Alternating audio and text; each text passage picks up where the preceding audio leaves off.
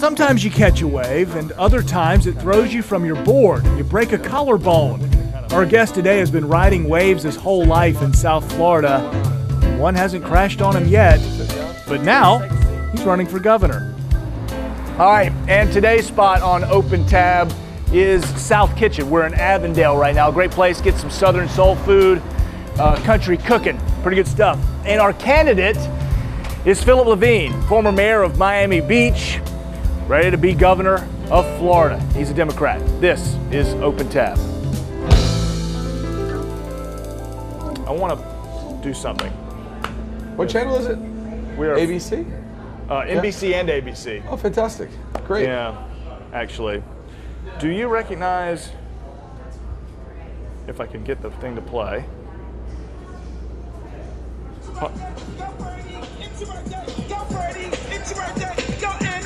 You recognize that? Oh yeah, look at Luke. Yeah, that's Luke. your guy. Luke. It's Uncle Luke. It's Uncle Luke. How's that feel? Feels you get all fantastic. kind of interesting endorsements. We got, we got have a to lot. play a lot more of that in the thing. This thing, man, has been playing so good, and I had a whole walk-up music. Yeah. Out for you. Now I'm disappointed. Yeah. Uncle Luke, how's it feel?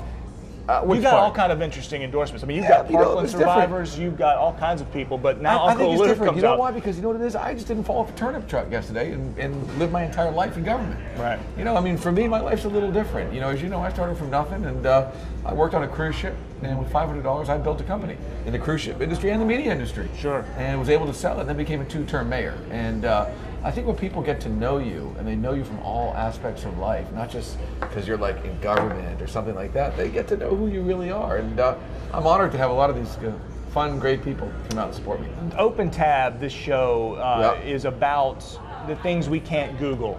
Sure. Anybody out there can find, I mean, you got a great website. I've seen it. It's very clean. I can find every single one of your stances on everything right there, and it's great. And so can everybody at home. But the point, I want to understand necessarily, I don't know if I can really Google and find out exactly what is an in-cabin magazine that you did with $500 in your pocket, and then you made an empire. I'll tell you what it is. Yeah. I'll tell you what it is. Basically, people go on cruise ships, and they go on cruise ships. They want to go shopping in the islands. They want to go on shirskers. They want to do all these great things.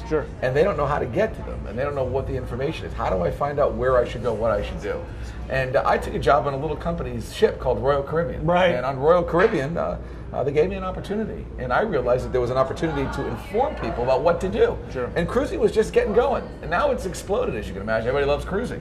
So we began this in-cabin magazine business, but it's very similar to the in-flight magazine business. So it was the same concept that you have on airplanes, but now we have on cruise ships. And then we expanded it because people didn't just want a magazine. They wanted to listen to somebody. They wanted to hear somebody. So I went out and started this cute little business where we put live lecturers on board the ship to tell people where to go, what to do, and they became truly like live concierges. And the people I mostly hired were folks like yourself. Interesting. I would hire TV broadcasters. I would hire DJs. I would hire people that could speak to people.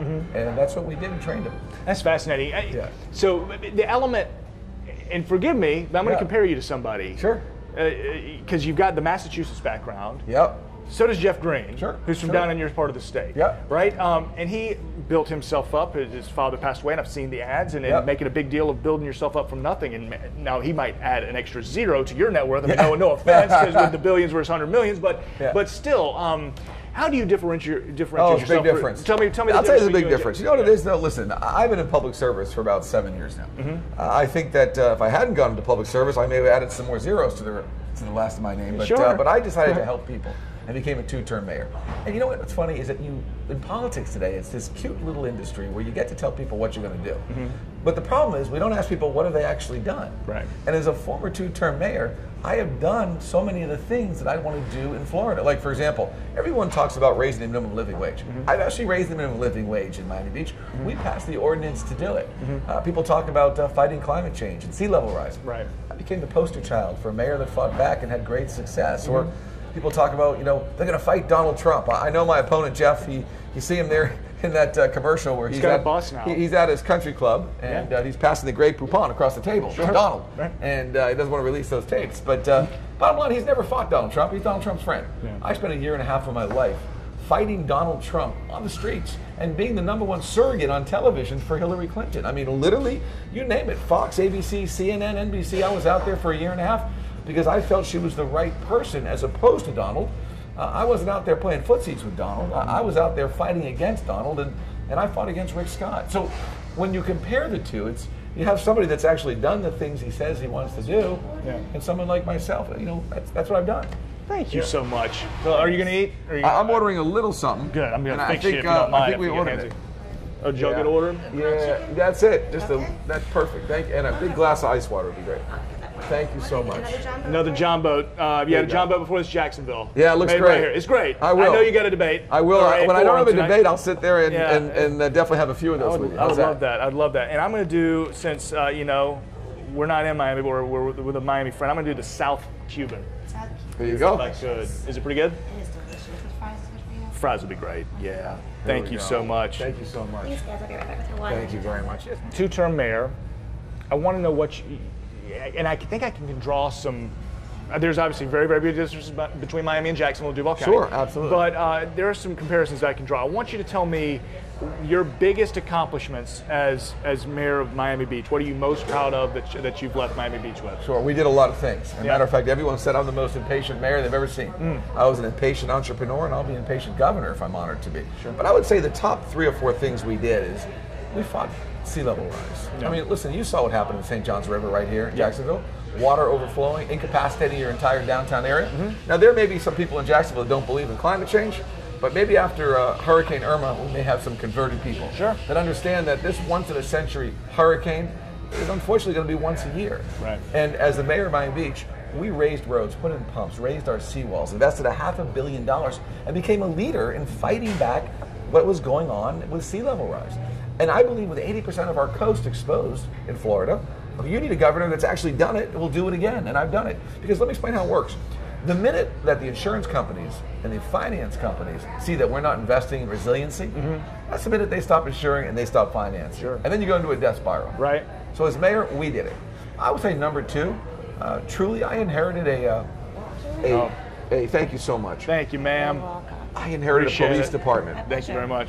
And a police department where the tail was wagging the dog. Okay. Where before I became mayor, an African-American male was shot over 100 and something times in his car during Memorial Day weekend. And I said, if I become mayor, I'm going to reform the police department.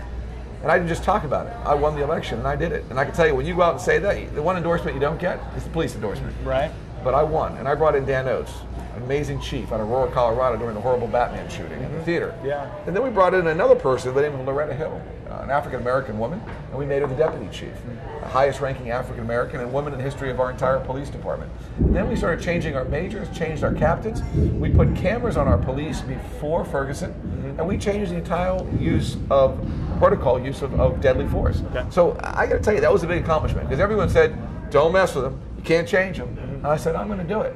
I have no fear, and we did it, and it's in a continuing process. That's what this is. Do you believe, because the joke is, you've got Florida's 2 states, and you could even look at 3 or 4, you know, but I-4 kind of separates. Do you see it like that at all? No, not at all. No? So we have 14 offices across the entire state of Florida. No other campaign's done what we've done. Sure. Some campaigns are calling us the Starbucks of campaigning. Okay. Because we have an office everywhere.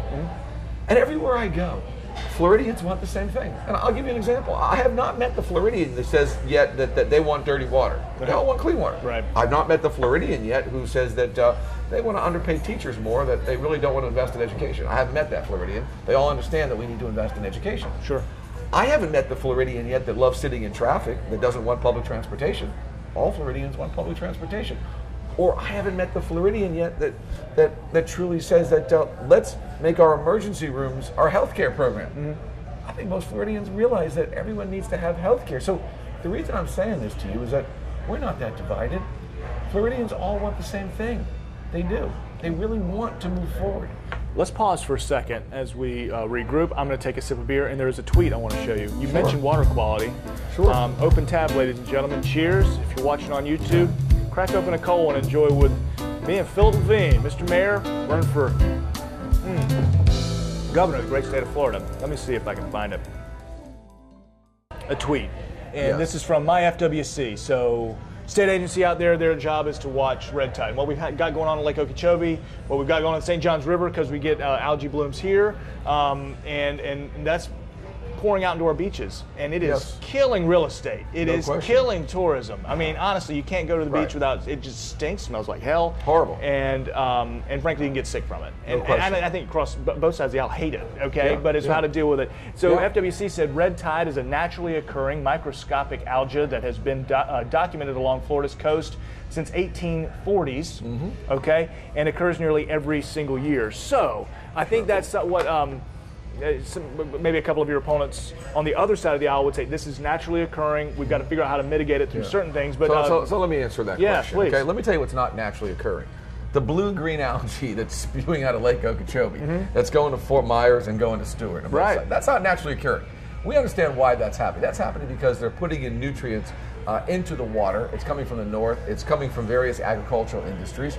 And we also know what's not naturally occurring as a governor who for 8 years has neglected to fix that problem. Now, I become a mayor, and in my first year, the one thing I didn't do was nothing. As a matter of fact, I always say that I didn't get swept into office. I kind of got floated into office. I made international headlines for a mayor that's raising roads, putting in pumps, fighting back. And I never said that I wrote the book on how to be a mayor of a city experiencing sea level rise, but I learned pretty quick. And the one thing I did, the same way our country did during World War II, when 2/3 of our fleet was annihilated in Pearl Harbor, I didn't sit there and come up with excuses. I just took action and moved forward. We've had 8 years of a governor who every summer he dreads it, but he does nothing about it. If I'm governor, we will fix that problem. Well, give me some examples of what we're going to do. We're going to change the water management boards. We're not going to have cronies of the governor. We're going to have environmentalists, ecologists, scientists, folks that actually know what we should do and how we should manage our water. We're going to invest in water treatment facilities. That should have been happened 8, 10 years ago so we can treat the water. We're going to have the right regulations that if you want to put these type of nutrients in the water and destroy everyone else's lifestyle, you're going to pay for it, okay? And we're going to make sure that we build that reservoir to the south. So, yes, the red tide along the coast, is it possibly some of it is clearly naturally occurring? Okay. But naturally occurring what? In an environment of climate change, the heating of the planet, when you have a state that doesn't want to take action, doesn't want to follow the Paris Climate Change Accords, a president and a governor who are BFFs, okay? And a guy that took us out of these climate change accords, if I'm governor, we will voluntarily comply with these Paris Climate Change Accords because whether it's natural occurring or not, it's Houston, we got ourselves a problem, and we should take action. You have a great ad that, and the reason I say it's great is because the visceral reaction it brings from me. It airs in my morning show right around breakfast time every day, and I see it all the time. It's you, and you got a big old one of these mason jar full of some crud. Oh, how many? So this big thing plops out, and people are asking like, man, how? And it was a 2-shot. How many times did it take you to film that to where you got that one perfect piece of thing that falls? I'm like, literally, it is so thick, it's so clunky, and that's the blue algae you're talking about. That looks like it's the most disgusting kale, smoothie you ever bought in your life. Okay? And when you smell this stuff, it's disgusting and it makes you sick for a while. And what it did is you got elbow deep in it. Oh, I got deep. But it brought me close to understanding that if I was the governor, I couldn't sleep at night unless I was fixing that problem. And by the way, I'd die trying. Okay? I wouldn't be making up excuses. Give me your most Florida man. So you've seen the Florida man tweets, right? People have asked me, what's your wildlife experience? Because a Florida man, generally speaking, you've had a run-in with a water moccasin in your kitchen. You've got a big alligator on your front porch. Have you had any wildlife experience in Miami Beach? By the way, let me tell you something. I think my greatest wildlife experience in my house would be the possum. That ran into my living room. And by the way, my 2 boxer dogs, I have boxers. I have never seen them more excited in their life. They've jumped out of their fur. And by the way, I was just trying to get the possum out of the house, and they were looking at me like, don't touch the possum, it's ours. And it was they wanted their chance. Oh my God, it was unbelievable. And then when, of course, the possum ran out, brought out to the backyard, and of course he played possum, rolled over and pretended he was dead. And my dogs ran over, and I was like, he ain't dead. They knew. They knew. Possum. All right, I've heard snakes and alligators, and now the possum. Oh, no question. Right. I didn't know there was possum in Miami Beach. We got everything down Everything's down there. We got everything. We got a lot of gators, that's for sure. And by the way, you get in the water areas, we have so many dolphins, we have manatees, we got everything. I mentioned making some similarities in environment, and I just have to, because I think the environment, as you mentioned, every Floridian wants this and that, but it does go across the board. How you deal with it's one thing, but in Florida, or in Jacksonville specifically, we've got, you mentioned Irma, but in a rain like this, we are right on the cusp of an area that was, up to my chest. underwater during Irma. But in San Marco, just across the other side of the river, we'll get a good high tide and rain, and then people's houses are flooded, and it's all the time. You can't insure the houses. You can't insure it. You can't. Why would you even buy there anymore? And it's such a wonderful part of town, but why go there? What do you? So how to? You're elected, and then what would you do to encourage our leadership in Jacksonville to start building? Oh, excellent. Saved by the bell. I'd rather have your lunch than mine. Oh, look at you. Going high protein. This is too healthy, huh? We're going full protein. Very high protein. Thank you very much. And by the way, let me tell you what we need to do. First of all, we need to recognize we have a problem. That's step number one. We need to say that we got a problem and we got to fix the problem. Because if we don't recognize the problem, we won't even be able to start fixing it. It's not a political issue. Listen, I always say it all the time. The ocean, it's not Republican, it's not Democrat. It just knows how to rise. Okay? That's number one. Number two, we need to have a chief environmental resiliency officer out of Tallahassee. Highest ranking new position in the state. We need regional environmental resiliency officers. The reason I'm saying this is that one size does not fit all. The issue that we have in Jacksonville is different than the issue we have in Miami. But we all have issues with sea level rise. We all have issues with climate change. The Zika epidemic, as I was mayor, that was brought to you by climate change. That was brought to you by the warming of the planet, the moisture in the air, the mosquitoes traveling further north. These massive events we have in the weather, whether it's a hurricane, or you've seen these rain bombs that have come out of nowhere. We never had these as kids. These are brought about by climate change. So the bottom line is we need to come up with a resiliency fund. We need to invest. We need to show the insurance industry and the finance world that Florida's investing in its future. We can't just sit there and put our head in the sand. We got to start raising roads, putting in pumps, helping local communities that truly don't have the expertise and may not have the initial funding to help them get off the ground. We became a model in Miami Beach. And I'm not saying we did everything right, but we know that we took action because if we didn't, the future was unknown. Yours looks great, but mine looks better. I'm gonna be honest. I lived in Miami a year, and I ate some great places, been to some wonderful things. But tell me, the mayor, for heaven's sakes, tell me your favorite Cuban sandwich. Where do you go for that? Oh my God! Well, I'm gonna tell you, I think my wife can make it. My wife can make it. Oh, really? Yeah, my wife's Cuban American. Well, okay. Well, there you go. So I wouldn't be able to say anything else but that. Yeah. But you know what else? I think some of the best Cuban food I've had in Miami these days is Estefan's Kitchen. Okay. Gloria Estefan, Gloria Amelia Estefan, opened up a restaurant in the Design District called Estefan's Kitchen, and it's some of the greatest Cuban food you've ever had. Really? Oh my God! And they have another place on Ocean Drive in Miami Beach called Larios, which is also fantastic. So for me, it's my favorite. Are they giving any money to your campaign? Be honest. No, not at all. My wife, I'm gonna come across as biased, but who cares? Is a teacher. Okay. And she makes $0. Sure. Relatively speaking. Does it for the love, and that's awesome. I talked to Senator Marco Rubio, and I asked him, what would you do to, because it was right during the teacher strike. This has been months ago, and he said to me, but teachers don't do it for the money. I was like hell. Teachers, they do it because they love the kids, but you have to do a job to get paid. So I read on your website, let's give them a better, are there specifics? Absolutely. Okay. So let me explain what it is. First of all, number one, we are going to raise their salaries $10,000, every single teacher in the state of Florida, to put them at the nationally competitive average. That's number one. Not only is it the right thing to do, let's think about it. Maybe Marco doesn't understand something because, obviously he's been his whole life in politics, but, I've signed not only the back of a check, but the front of a check.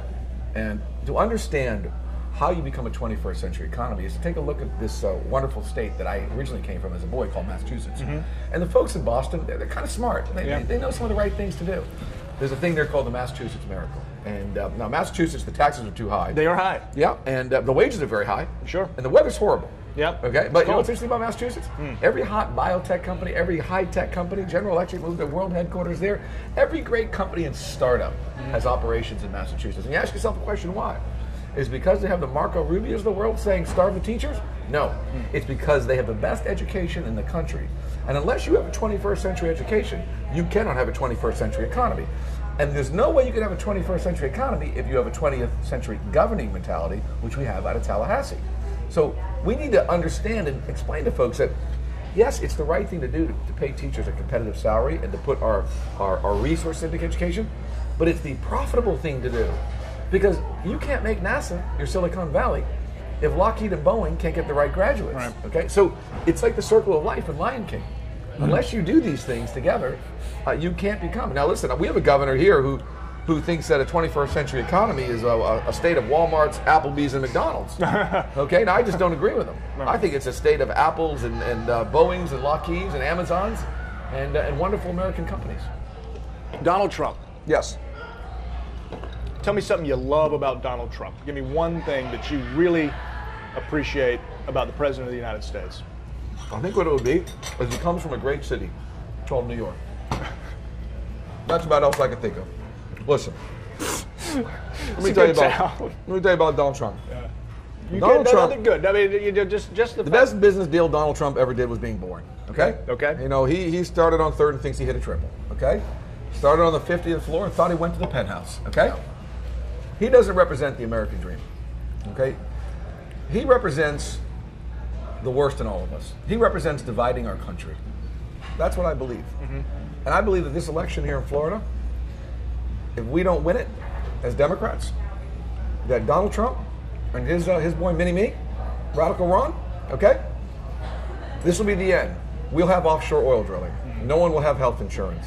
You won't see transportation projects. You won't see a minimum living wage go up. You're going to see a complete takeover by Donald Trump.